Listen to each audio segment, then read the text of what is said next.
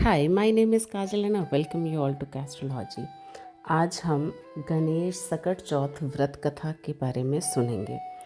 ये वाली कहानी, वैसे तो सकट चौथ पे बहुत सारी कथाएं प्रचलित हैं, लेकिन जो ये माघ मास की सकट चौथ है, इसमें स्पेशली हम जिस कथा के बारे में पढ़ते हैं, जो कथा हम सुनते हैं, वो कथा तिलकूट के बारे में और उसके इम्पोर्टेंस के बारे में हमें बताती है।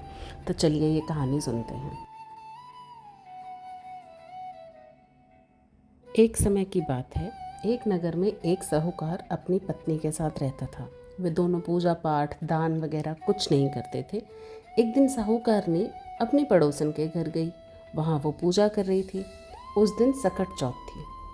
साहूकारनी ने पड़ोसन से सकट चौथ के बारे में पूछा, तो उसने बताया कि आज सकट चौथ का व्रत है और इसी वजह से वो गणेश जी की पूजा कर रही है।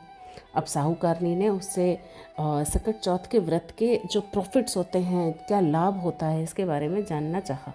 तो पड़ोसन ने कहा कि गणेश जी की कृपा से जो भी इस व्रत को करता है उसे पुत्र, धन, धान्य, सुहाग, सफलता सब कुछ प्राप्त होती है।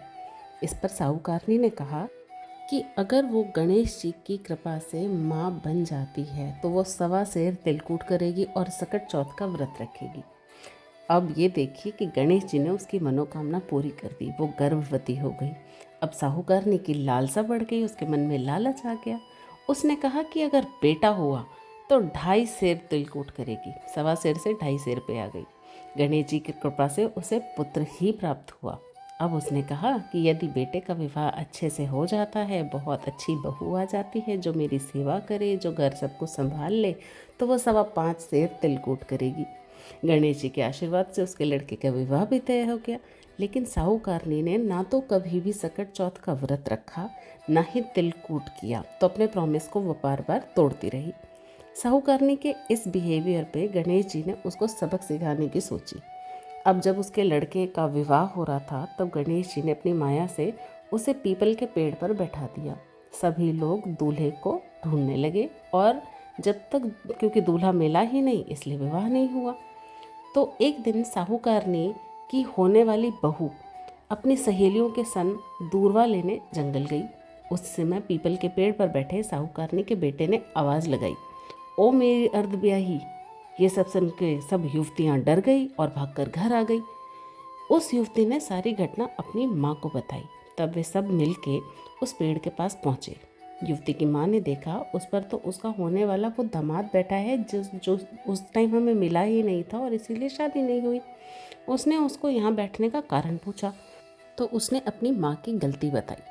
उसने तिलकूट करने और सकट व्रत रखने का वचन दिया था, लेकिन उसे पूरा नहीं किया। तो सकट माता नाराज़ हो गई हैं और गणेश जी भी बहुत ज़्यादा नाराज़ हैं और उन्होंने ही उसे इस स्थान पर बैठा दिया है।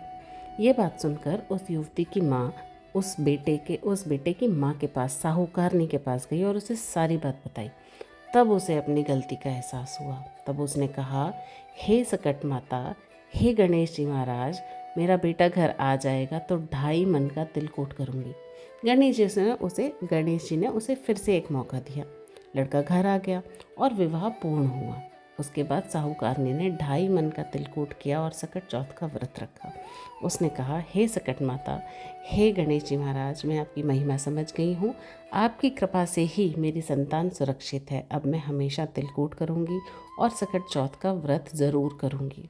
इसके बाद से ही उस पूरे नगर में भी सकट चौथ का व्रत सभी महिलाएं रखने लगी और तिलकूट का जो ये त्यौहार है ये बहुत धूमधाम से होने लगा।